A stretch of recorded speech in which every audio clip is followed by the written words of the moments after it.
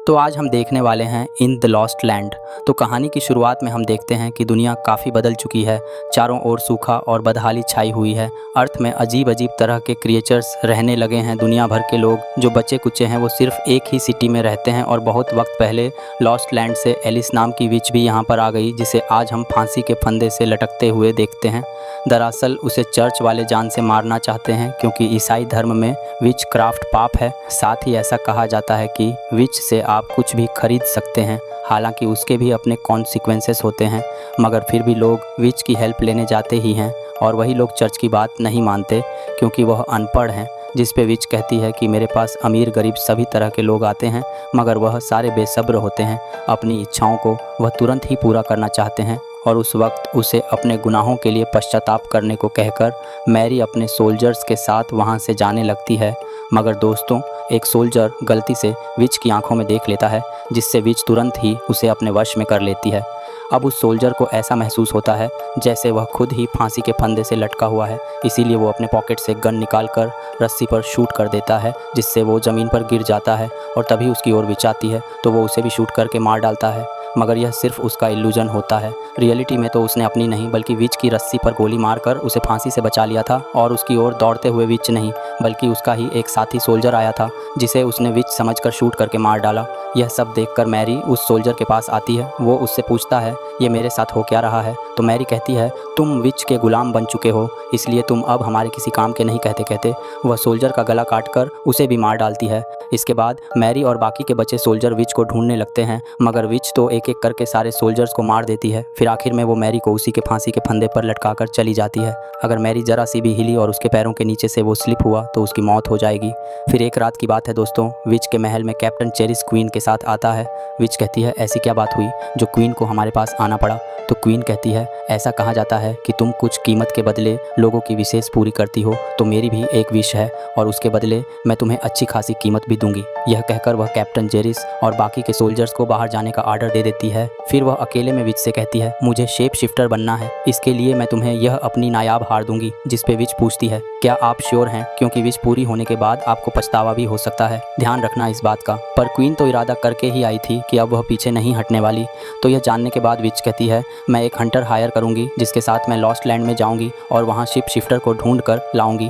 फिर उसकी पावर्स को तुम्हारे अंदर डाल दूंगी। बताओ, मगर हाँ, इसके लिए मुझे फुल मून तक का टाइम चाहिए होगा। अभी फुल मून होने में 6 दिन बाकी है। तो अब क्वीन के वहाँ से जाने के बाद जो विच है ना, अपने हथियार तैयार कर रही होती है। तभी वहाँ पर कैप्टन चेरिस आ जाता है, जो कि अपने साथ एक नया वॉच लेकर आया होता है। वो कहता है कि मुझे भी अपनी एक विश पूरी करवानी है। दरअसल मैं चाहता हूँ कि क्वीन की विश कभी भी पूरी ना हो। अब इस पे विच कहती है, तुम क्वीन को धोखा देना चाहते हो ना? तो जेरिस कहता है कि नहीं, दरअसल हमारी क्वीन को पता ही नहीं है कि वह क्या करने जा रही है। यह चीज़ खुद उनके लिए सही नहीं है, पर यह बात अभी भी उनके समझ में नहीं आ रही है। पर मैं कैप्टन हूँ, मेरा काम ही है क्वीन की हिफाजत करना। इसीलिए मैं चाहता हूँ कि एंड में क्वीन की विश पूरी ना हो। और मैंने यह भी सुना है कि आप किसी को भी ना नहीं करती विश के लिए। इसीलिए विच जेरिस की भी विश पूरी करने को तैयार हो जाती है। फिर जेरिस के वहाँ से जाने के बाद विच अपना कुछ तो काला जादू करती है, जिससे वह खुद हवा में फ्लोट करने लगती है। साथ ही उसके आसपास की चीज़ें भी दोस्तों हवा में उड़ जाती है। एंड तब विच को एक विजन आता है, जिसमें वरुल्फ की आवाज़ गूंज रही होती है और कुछ लोग एक रिवर को पार कर रहे होते हैं। उस रिवर में ढेर सारे इंसानी खोपड़ी पड़े होते हैं। तभी वो वुल्फ अचानक से उन लोगों पर हमला करके उन्हें मार डालता है, जबकि उनके पास ढेर सारे हथियार भी, पर वुल्फ के आगे कोई हथियार काम नहीं करता, जिससे विच थोड़ा घबरा जाती है। हालांकि यह सब उसके विजन में आता है। दूसरी ओर राजमहल में किंग पे क्वीन गुस्सा हो रही होती है, क्योंकि किंग ने आज फिर से पैर गीला कर दिया सुसु करके। तो क्वीन कहती है, आपसे एक बैल नहीं बजाई जाती सर्वेंट्स को बुलाने के लिए। फिर क्वीन खुद ही बैल बजाकर सर्वेंट्स को बुला लेती है। दरअसल क्या है दोस्तों कि किंग अपनी मौत की कगार पर है। वो अपने बेड से उठ तक नहीं पाता, जबकि उसने शादी कर रखी है जवान लड़की से, जिसकी वो किसी तरह की नीड पूरी नहीं कर पाता। इसी वजह से क्वीन हमेशा उससे चिड़चिड़ी रहती है। हाँ, जो क्वीन है ना, उसका पास्ट में बोयस नाम के एक आदमी से अफेयर भी था, पर वह उसे छोड़कर चला गया था। उसको क्वीन आज भी वैसे मिस करती है। अब प्रेजेंट में विच जाती है एक पल में, जहाँ वो बॉयस से मिलती है और कहती है कि मैंने सुना है कि तुम हंटर हो जो लॉस्ट लैंड्स में ट्रैवल किया करते हो। तो बॉयस भी थोड़ा अकड़ कर कहता है कि मैं यहाँ पर कार्ड खेलने आया हूँ, ना कि किसी से बात करने को। तो अब उसे खुश करने के लिए विच पहले बॉयज़ के साथ कार्ड खेलती है, जिसमें वो बॉयज़ को हरा भी देती है। फिर वो उससे बात करती है। तो बॉयज़ कहता है, मैं बहुत ही महंगा हंटर हूँ, मुझे अफोर्ड कर पाना हर किसी के बस की बात नहीं। विच कहती है नहीं नहीं तुम उसकी चिंता मत करो, मेरे पास तुम्हें देने के लिए बहुत पैसे हैं। तब बोयस कहता है कि इस शहर की चार दीवारी के बाहर बहुत खतरा है, वहाँ कोई कानून काम नहीं करता, इसलिए तुम इस शहर में चाहे कितनी ही शक्तिशाली क्यों ना हो, मगर लॉस्ट लैंड में तुम्हारा नामो निशान तक मिट सकता है, याद रखना। इस बात को विच भी कहती है ठीक है, फिर एक डील करते हैं, अगर मैं लॉस्ट लैंड में कमज़ोर पड़ी तो तुम मुझे छोड़कर आगे बढ़ जाना, और अगर तुम कमज़ोर पड़ गए तो मैं भी ऐसा ही करूँगी। अब यह दोनों बातें कर ही रहे होते हैं कि यहाँ चर्च के लोग आ जाते हैं विच पे हमला करने के लिए। तब यह दोनों मिलकर चर्च के लोगों से फाइट भी करते हैं, और यहाँ पर हम बॉयस के स्पेशल हथियार को देखते हैं। उसके पास 2 मुँह सांप होता है जो कि उड़ उड़ के बॉयस के दुश्मनों को काट कर मार डालता है। पर दोस्तों मैरी, जिसे विच उस समय फांसी पर लटका कर चली गई थी, वो अब आज़ाद हो चुकी थी। वो बॉयस के 2 मुँह सांप को तलवार से टुकड़ों में काट देती है। पर अब तक में विच और बॉयस वहाँ से जा भी चुके, तो मैरी उन्हें ढूंढने का फिर ऑर्डर देती है। इसके बाद मैरी सारी बात जाकर फादर को बताती है। फादर कहते हैं कि तुम्हें उस विच ने क्रॉस पे ज़िंदगी और मौत के बीच लटकते हुए छोड़कर चर्च का मजाक बनाया था, हमें उस विच को किसी भी हाल में जान से मारना ही होगा। और तब मैरी फादर के सामने एक ओल्ड लेडी को पेश करती है जिसकी विच के साथ अच्छे ताल्लुकात होते हैं। उस ओल्ड लेडी को मार पीट कर वो अपना मुंह खोलती है कि क्वीन और कैप्टन अपनी विश लेकर विच के पास आए थे। अब यह जानने के बाद फादर कहने लगते हैं कि अगर ऐसा है तो फिर क्वीन को भी माफ़ नहीं किया जाएगा। दूसरी ओर हम विच को सोए हुए देखते हैं। तभी बॉयस एक नाइफ लेकर उसके नज़दीक आता है और अचानक विच जागकर बॉयस के गले पे नाइफ लगा देती है। और तब बॉयस कहता है कि तुम्हें पता है एक चालाक हंटर भी ना बीच में ही अपने मास्टर को मारकर अपना पैसा ले लेता है। फिर वो एकदम से विच के पास पड़े एक कीड़े को चाकू से स्टेप कर देता है और फिर कहता है कि मैं चालाक हंटर नहीं हूँ। पर यानी दोस्तों एक पल को हमें ऐसा लगा कि जैसे बॉयस विच को मारकर काम खत्म होने से पहले ही पैसा लेकर भागना चाह रहा है, मगर फिर हमें रियलाइज़ होता है कि ऐसी बात नहीं है, वो तो उस जहरीले कीड़ों को मारकर विच की जान बचा रहा था, है ना। अब अगले दिन ये दोनों अपने सफ़र पर आगे बढ़ते हैं और पहुंच जाते हैं रोस एंड मारा के ठिकाने पे। रोस एंड मारा भाई बहन है दोस्तों, साथ ही इनकी बॉयज से पुरानी जान पहचान भी है। तो आज की रात यह इन्हीं के ठिकाने पर बिताने का फैसला करते हैं। साथ ही रात में बॉयज और मारा इंटीमेट भी होते हैं, जिसके बाद मारा उससे कहती है क्या अगली बार तुमसे मिलने के लिए मुझे 1 और साल का इंतज़ार करना होगा। तो बॉयज भी बस इतना कहता है कि जिंदा रहा तो ज़रूर मुलाकात होगी। मारा भी कहती है तुम हमेशा आते जाते हो, पर मैं तुम्हारे बारे में कुछ भी नहीं जानती, तुम कहाँ के हो, क्या करते हो। फिर अगले दिन बॉयस विच के साथ यहाँ से निकलता है और निकलते निकलते कहता है कि ये आखिरी फ्रेंडली चेहरा था जो हमने देखा, इसके बाद यहाँ से सिर्फ खतरा ही खतरा होगा। तभी विच की नज़र एक डायनासोर के कंकाल पर पड़ती है जिसे कौवा खा रहा होता है। दूसरी ओर फादर से क्वीन पूछती है कि आपके लोग बिना परमिशन के किंगडम के ट्रेन को लेकर कहाँ चले गए। तो फादर बताते हैं कि वो विच को पकड़ने गए हैं। विच क्राफ्ट हमारे यहाँ बैन है, इसलिए विच और उसको मारने वालों को माफ़ नहीं किया जा सकता। और माफ़ कीजिएगा क्वीन, क्योंकि आपकी चीटिंग की खबर किंगडम में फैल चुकी है। क्वीन कहती है यह सब सिर्फ अफवाह है। फादर कहते हैं कि बिना आग का धुआं नहीं निकलता, समझे आप। और इसके बाद फादर मैरी से कहता है कि किंग अपनी मौत की उल्टी गिनती गिन रहे हैं, क्वीन उनके लिए लॉयल नहीं है, साथ ही उनकी कोई वारिस भी नहीं है, इसलिए जल्दी किंगडम में अब नया सवेरा होने वाला है, सब कुछ नया। अब आगे हम चर्च के सोल्जर्स को रॉस को चैन से लटकाकर उसकी पिटाई करते हुए देखते हैं। दोस्तों इतना मार खाने के बाद भी रॉस अपना मुंह नहीं खोल रहा होता है, इसलिए उसके मुंह को आग से जलाया जाने लगता है। यह दिल दहलाने वाला नज़ारा मारा से देखा नहीं जाता और वह बता देती है कि वह लोग स्कल रिवर की ओर गए हुए हैं। जिसके बाद मारा को तो उम्मीद थी कि हमें छोड़ दिया जाएगा, मगर मैरी ऑर्डर देती है कि इस जगह को आग लगा दो।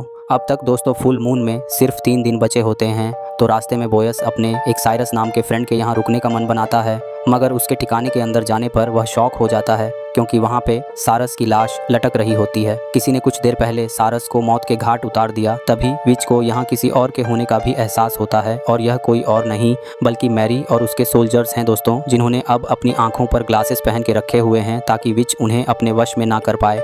मैरी बॉय से कहती है कि अच्छा तो तुम ही हो वह फेमस हंटर जो पैसों के लिए विच का साथ दे रहे हो। वैसे विच के ऊपर इनाम भी रखा गया है चर्च की ओर से, अगर तुम इसे हमारे हवाले कर दो तो इनाम की धनराशि तुम्हें ही मिलेगी। वो कहता है कि देखिए इन्होंने मुझे पहले हायर किया था, इसलिए मैं इनके साथ विश्वासघात तो नहीं कर सकता। हैरी कहती है अच्छा तो तुम बड़े खुददार हो, चलो अब मैं तुम्हें एक दूसरा ऑप्शन देती हूँ, या तो तुम इसे हमारे हवाले कर दो या फिर तुम इसके साथ मौत को गले लगा लो। तब भी बोयस हार नहीं मानता और वह लोग मारा को पेश करते हैं वहाँ पर इसके बाद, जो कि बहुत ही जख्मी होती है। यह देखकर बोयस कहता है कि तुम लोग तो चर्च के लोग हो ना, तुम गॉड पे बिलीव करते हो, आखिर गॉड के बंदे किसी के साथ ऐसा कैसे कर सकते हैं। मैरी कहती है तुम सोच भी नहीं सकते कि हम क्या क्या कर सकते हैं। इसके बाद वो मारा को शूट कर देती है और यह देखकर बोयस अपनी गन निकालकर उन्हें शूट करने लगता है। इतने में विच भी एक गार्ड की गन छीनकर बाकी गार्ड्स को शूट करने लगती है। तब और भी ढेर सारे गार्ड सामने आ जाते हैं जो अभी तक छुपे हुए थे। वह सब मिलकर विच और बॉयस पर हमला करते हैं। गार्ड्स तो कम होने का नाम ही नहीं लेते, जितने लोगों को यह मार रहे थे उससे 2 गुने इन पर हमला कर रहे होते हैं, जिस वजह से बॉयस कहता है कि हमें यहाँ रुककर अपना टाइम वेस्ट नहीं करना होगा, हमें भागना होगा। और जब ये दोनों भागने लगते हैं तब भी गार्ड्स इनका पीछा नहीं छोड़ते और तब किसी तरह ये दोनों एक खटारा बस पर चढ़ते हैं। इस बस को साइरस केवल कार की तरह यूज़ किया करता था, तो इसी केवल कार की मदद से यह दोनों लंबी गहरी खाई को पार कर रहे होते हैं। साथ ही कुछ गार्ड्स इस बस के अंदर भी घुस आए थे, तो यह उनसे फाइट करके उनको नीचे खाई में फेंकते जाते हैं। यह देखकर मैरी कुछ गार्ड्स को आर्डर देती है कि केबल ही काट दो, पर अभी तक आधे से ज़्यादा रास्ता कवर हो चुका था, इसलिए केबल काटने के बाद बस पहाड़ी पे लटक जाती है और उस साइड की वायर भी धीरे धीरे टूटने लगती है। तो विच जल्दी से बस से निकलकर पहाड़ पे अपने हाथों की मदद से चढ़ने लगती है। वहीं बोयस अभी भी बस में होता है और वो वायर किसी भी पल टूट सकती है, लेकिन शुक्र है वायर बोयस की बस से निकलने के बाद ही टूटती है, जिसके बाद बस तो नीचे खाई में गिर जाती है। वहीं बॉयस भी धीरे धीरे करके पहाड़ पर चढ़ने लगता है, तो मैरी अपनी आंखों से सनग्लासेस हटाती है और स्नाइपर से बॉयस को शूट करती है, जिसमें एक गोली तो बॉयस को लग जाती है, पर जैसे ही वह दूसरी बार फायर करने वाली होती है तो ग्लासेस ना होने की वजह से विच उसे कंट्रोल कर लेती है और फिर मैरी को थोड़ी देर के लिए दिखाई देना ही बंद हो जाता है। तब तक में विच बॉयस को भी ऊपर तान कर आगे निकल जाती है, पर केबल कट करने की वजह से अब मैरी और उसके आदमियों को बड़ी मुश्किलों का सामना करना होगा उसे पार करने के लिए। वेल, तो अब रात होने पे विच और बॉयस एक जगह पे लकड़ी जलाकर रुकते हैं। यहाँ बॉयस विच का शुक्रिया अदा भी करता है कि आपने मेरी जान बचाई। इसके बाद वह अपने कंधे पर लगी गोली खुद ही निकालने लगता है, तो विच से वह अपने जख्म को सिलने को भी कहता है। फिर वह शोक में डूब जाता है। दरअसल क्या है ना, उसे रोस और मारा की मौत का बड़ा अफसोस हो रहा है, क्योंकि वह दोनों बहुत ही अच्छे थे। इसीलिए वो विच से कहता है कि मैं मैरी और उनके लोगों को देखना, उनके की सजा जरूर दूंगा। एंड यहाँ क्वीन एक शॉकिंग बात बताती है कि वह प्रेग्नेंट है। फिर वह अकेले में किंग को बधाई भी देती है कि हमारा वारिस आने वाला है, ज़्यादा खुश होने की ज़रूरत नहीं है क्योंकि इसमें तुम्हारा कोई योगदान नहीं है, इस बच्चे का बाप बॉयस है। इसके बाद क्वीन अचानक पिलो से किंग का मुंह दबाकर उसे मार डालती है और फिर बैल बजाकर अपने सर्वेंट्स को बुलाती है और नाटक करती है कि देखो देखो यह क्या हो गया किंग को। फिर अगले दिन की बात है, विच और बॉयस पूरा दिन आगे का सफ़र तय करते हैं और एक खतरनाक जगह पर रुक जाते हैं जहाँ पे बहुत सारे मॉन्स्टर्स रात होते ही बाहर निकल आते हैं। और यह जगह पहले एक कंपनी हुआ करती थी, तो यहाँ पे काफ़ी सारा फ्यूल वगैरह था, उसी से ये आग जला लेते हैं क्योंकि मॉन्स्टर्स आग से डरते हैं। इन्होंने मतलब आग इस तरह से जलाई होती है कि आग एक सर्कल में बन जाती है और यह उस सर्कल के अंदर होते हैं। खैर, ये मॉन्स्टर्स भी काफ़ी एडवांस्ड है, इनमें दिमाग भी है दोस्तों, क्योंकि इनमें से एक मॉन्स्टर क्या करता है पता है, आग पे एक लोहे का कंटेनर रखकर अंदर घुस आता है, जहाँ फिर बॉयस और विच को उस मॉन्स्टर से लड़ाई भी करनी पड़ती है, पर वह है कि मरने का नाम ही नहीं लेता। तब विच एक फ्यूल के डब्बे पे अपने हथियार फेंक कर उसे लीक कर देती है, जिससे कि एक जोरदार ब्लास्ट होता है जिसमें वो मॉन्स्टर मारा जाता है। मगर अभी तक तो कई सारे मॉन्स्टर ऊंचाई पर जाकर उस आग के घेरे में कूदने को तैयार हो जाते हैं। वो अंदर जाकर विच और वॉइस पे हल्ला भी बोल देते हैं, तो उनमें से एक मॉन्स्टर विच को पहचानता भी है दोस्तों। वो उसकी आंखों में देखकर कहता है कि तुम्हें दोबारा यहाँ नहीं आना चाहिए था, बस इसी बात का तो विच को इंतज़ार था। आंखों में देखते ही वह उस मॉन्स्टर को भी अपने वश में कर लेती है, जिससे तब वह मॉन्स्टर बाकी साथियों से कहता है कि इन्हें छोड़ दो, और फिर विच अपनी पूरी ताकत लगाकर अपने हाथों से आग के लपटे निकालती है, जिसमें से सारे मॉन्स्टर्स जलकर राख हो जाते हैं। इससे बॉयस भी हैरान हो जाता है। वो बाद में पूछता है कि तुम्हारे हाथ से फायर भी निकलती है, तो विच बताती है वो रियल फायर नहीं बल्कि वह फायर का इल्यूजन था, और हाँ, उन मॉन्स्टर्स को मारने के लिए यह इल्यूजन वाला फायर ही काफ़ी था।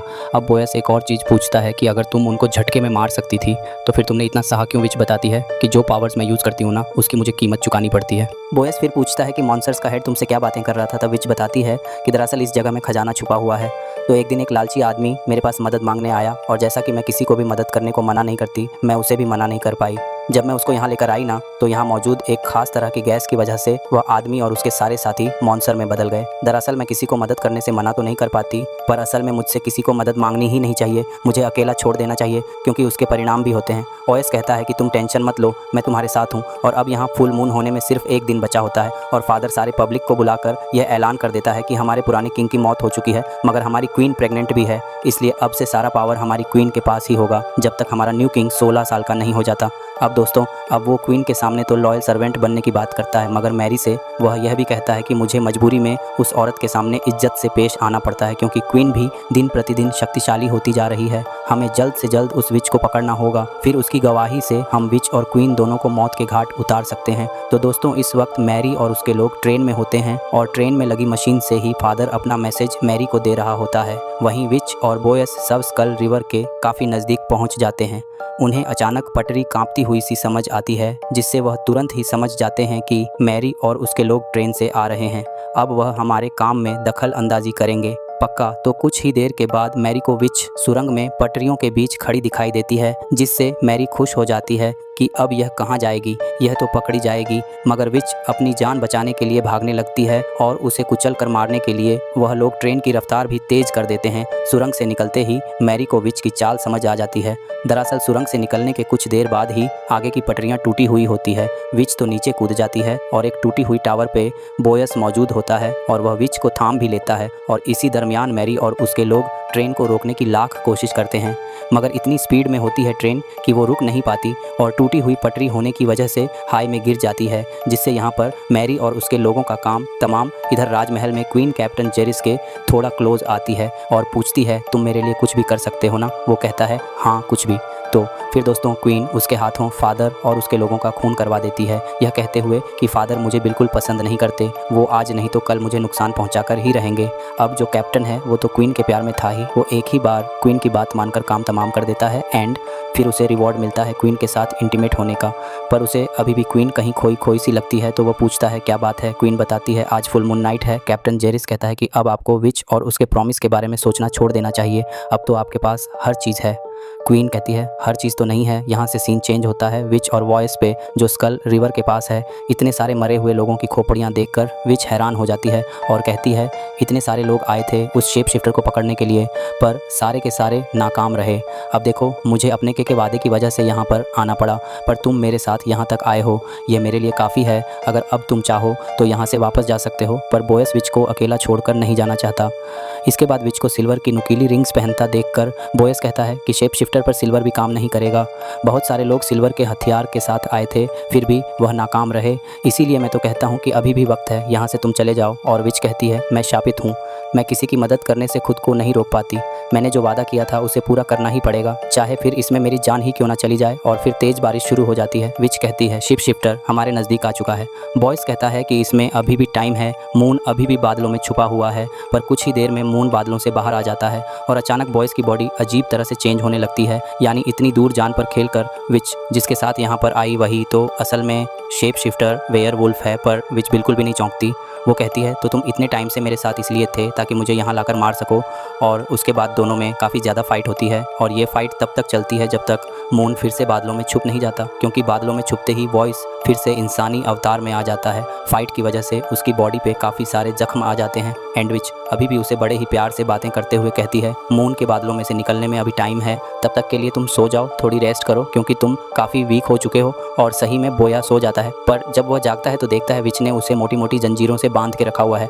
वह कहता है कि तुम्हें मुझसे डरने की ज़रूरत नहीं है, मैं तुम्हें जान से नहीं मारूंगा। तब विच कहती है हाँ मुझे यह बात अच्छे से पता है कि तुम मुझे नहीं मारोगे, इतने दिनों तक तुम्हारे साथ रहते मैं तुम्हारी सारी कमजोरियां जान चुकी हूँ, साथ ही मैंने एक कमजोरी तुम्हारे अंदर भी डाल दी है जिसके बारे में तुम्हें पता भी नहीं है। वो कहता है कि क्या मतलब है इसका। और तब हमें एक फ्लैशबैक से पता चलता है कि जब क्वीन ने विच को यह काम सौंपा था उसके बाद वह हवा में फ्लोट होकर शिप शिफ्टर का विजन देख रही थी और उस वक्त उसे वेयरवुल्फ की लड़ाई देखने को मिली थी कुछ लोगों से, मतलब जहां लोग सिल्वर की तरह तलवार से उसे मारने की कोशिश कर रहे थे, मगर शेप शिफ्टर उन्हें हरा देता है। इसके बाद वो अपनी इंसानी अवतार में भी आता है, यानी वो वेयरवुल्फ बॉयस बन जाता है। तो बॉयस की सारी सच्चाई जानने के बाद ही विच उससे मिलने क्लब में गई थी। साथ ही उसको रियलाइज़ हो गया था कि सिल्वर के हथियारों से भी इसको मार पाना आसान नहीं होगा। इसीलिए जब मैरी ने बॉयस पर गोली चलाई तो विच ने पहली गोली बॉयस को लगने दी, फिर दूसरी में उसने मैरी को डिस्ट्रैक्ट किया और बॉयस को लेकर वहाँ से भाग गई। फिर जब बॉयस ने खुद से गोली बाहर निकालने के बाद विच से मदद मांगी अपने घाव को सिलने में, तब चुपके से विच ने उसके घाव के अंदर एक छोटे से चांदी का सिक्का भी डाल दिया, जिसकी वजह से ही बॉयस धीरे धीरे कमज़ोर पड़ता गया और अब उसकी यह हालत हो चुकी है कि वो विच के हाथों इतनी बुरी तरह जख्मी हो चुका है। अब वो विच से कहता है कि तुम मुझे मार क्यों नहीं डालती। विच जवाब देती है क्योंकि मरी हुई चीज़ की पावर ख़त्म हो जाती है। फिर वो बॉस के सीने पर नाइफ डालना चाहती है तो बॉयस कहता है मेरी एक विश है, तुम सबकी विश पूरी करती हो ना तो मेरी भी करो। मेरी विश है कि हम दोनों हमेशा साथ रहें, एक साथ हंट और फाइट करें, जिससे विच की आंखों में आंसू निकलते हैं। दरअसल इतने टाइम साथ में रहने की वजह से दोनों को एक दूसरे से प्यार हो गया था कि यार ये मूवी जा कहाँ रही है, और दोनों हमेशा साथ में रहना चाहते थे। मगर अफसोस कि यह चीज़ अब होना आसान नहीं है। विच कहती है कि विश पूरी करने के लिए कीमत चुकानी पड़ती है, तो बोयस कहता है कि तुम कीमत बताओ, मैं चुकाने को तैयार हूँ। तभी बादलों में से मून बाहर निकलता है और बोयस भी बन जाता है वही राक्षस, जिसके बाद विच उसके सीने को नाइफ से फाड़ देती है। इसके बाद अगली सुबह हम देखते हैं कि बोयस को मारकर विच ने उसको दफना दिया और उसकी कब्र में वहाँ पड़ी खोपड़ियाँ सजा के रखी होती हैं। साथ ही इस काम को करने के बदले जो उसने बोयस से वादा किया था कि मैं तुम्हें यह नायाब वॉच दूंगी, वो भी विच बोयस की कब्र पर रख लेती है और चली जाती है वहाँ से। फिर जैसे ही विच शहर में पहुंचती है तो वहाँ के लोग उसको देखकर खुशी में झूम उठते हैं और विच का स्वागत करते हैं। साथ ही वह कहते हैं कि चर्च की मनमानी बंद करो, राज परिवार की तानाशाही बंद करो। दरअसल यहाँ के लोग चर्च और राजा के शासन से तंग आ चुके थे। लोगों से बहुत देर तक मजदूरी करवाई जाती थी। वहीं उनके लिए विच तो बहुत ही दयावान होती है, वह लोगों की मदद करती है, इसलिए सब विच से प्यार भी करते हैं। विच सीधा जाती है राजमहल में जहाँ उसे कैप्टन जेरिस मिलता है। फिर विच उसे वेयरवुल्फ की स्किन देते हुए कहती है इसे अपनी क्वीन को दे दो और कह दो कि अपने बदन को काट कर अपने खून को इस वेयरवुल्फ की स्किन पे गिराए और फिर इस स्किन को खुद पहन ले। आज लूनार्ड साइकिल का आखिरी दिन है। रात खत्म होने से पहले क्वीन को अपने काम को अंजाम देना ही होगा। जिस पे जेरिस कहता है कि तुमने क्वीन का काम तो पूरा कर दिया, मगर मेरे काम का क्या है? चलो मेरा वो नया वॉच वापस करो। विच कहती है बिल्कुल नहीं, मैंने उसे कमाया है, मैंने तुम्हारी विश भी पूरी की है। तुम ऊपर से भले ही कुछ भी बोलो पर अंदर से तुम्हारी विश थी क्वीन को पाने की। तुम्हें हमेशा से पता था कि क्वीन का किसी और के साथ अफेयर है, तो क्वीन एक ना एक दिन उसके साथ चली जाएगी। तुम्हें पता था, मगर मैंने अब उस आदमी को ही खत्म कर दिया, इसलिए क्वीन पूरी तरह से तुम्हारी हुई। तो यहाँ पर जेरिस पूरी बात को जानना चाहता है कि आखिर वो आदमी था कौन, तो विच बता देती है बोयास। फिर जब जेरिस सारी बात जाकर क्वीन को बताता है तो क्वीन रोने लगती है, क्योंकि बोयस से ही तो वह प्यार करती थी। हालांकि उसको नहीं पता था कि बोयस ही शिप शिफ्टर वुल्फ है। अब क्वीन को लगता है कि जानबूझकर जेरिस ने मेरे लवर को मरवाया। ऊपर से वह कहे जा रहा होता है कि मैं तुम्हारे लिए कुछ भी कर सकता हूँ। तो क्वीन गुस्से में अपने हेयर में से एक छुपा हुआ चाकू निकालकर जेरिस के गर्दन को कर देती है स्टैब और कहती है कि मर जाओ मेरे लिए। तभी शहर के लोग महल में घुस आते हैं और सारे राज परिवार और उनके सर्वेंट्स को मारने लगते हैं, जिस वजह से क्वीन को वहाँ से अपनी जान बचाकर भागना पड़ता है। वहीं उसने जेरिस को जो मारा था और सारे राज परिवार और उनके सर्वेंट्स को मारने लगते हैं, जिस वजह से क्वीन को वहां से अपनी जान बचाकर भागना पड़ता है। वहीं उसने जेरिस को जो मारा था उसका खून बहकर वेयरवुल्फ की स्किन में मिल जाता है, जिससे एक मैजिक होने लगता है और बोयस की कब्र हिलने लगती है। जेरिस तो मर चुका था, इसलिए वुल्फ की सारी पावर्स वापस बोयस की बॉडी में ही चली जाती हैं। और यह इसीलिए होता है क्योंकि जेरिस ने विश मांगी थी, लेकिन विश मांगने वाला ही मर चुका है, इसलिए बोयस जिंदा हो गया। इसके बाद बोयस विच के पास आता है और उस पर गुस्सा करता है कि मैं तुमसे प्यार करने लगा था, पर तुमने मुझे मार दिया अपने वादे को पूरा करने के लिए। तब विच कहती है पर मैंने तुमसे क्या वादा भी तो पूरा किया था ना। दरअसल मेरे पास फ्यूचर और पास्ट सब देख पाने की पावर है, जिसकी वजह से जब क्वीन मेरे पास आई थी अपनी विश को लेकर, तब भी मैं जानती थी कि वह अपने लवर के साथ रहने के लिए वर्वुल्फ बनना चाहती है, क्योंकि उसका लवर भी एक वर्वुल्फ है।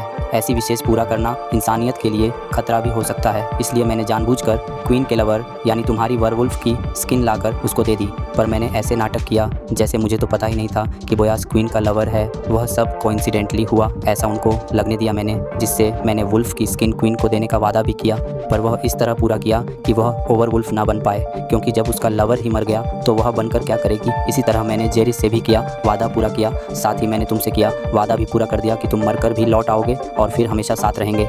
विच की प्लानिंग जानकर बोयस बड़ा खुश होता है। दरअसल बोयस के कई लड़कियों के साथ अफेयर रह चुके थे, पर वो किसी को भी लेकर सीरियस नहीं था। उसके साथ सभी टाइम स्पेंड करना चाहते थे और इंटीमेट होना पसंद करते थे, पर विच के साथ उसका एक स्पेशल बॉन्ड बन गया था। यहाँ बात इंटीमेट होने की नहीं बल्कि इंटेलेक्चुअल और इमोशनल लेवल पर कनेक्ट करने की थी। इसीलिए वह लाइफ टाइम विच के साथ ही रहने का फैसला करता है और इसी के साथ यह मूवी हो जाती है खत्म। वेल, अगर आपको वीडियो अच्छी लगी हो, मूवी अच्छी लगी हो, एक्सप्लेनेशन अच्छा लगा हो तो लाइक कीजिए, चैनल को सब्सक्राइब। ध्यान रखिए अपना। Thanks for watching.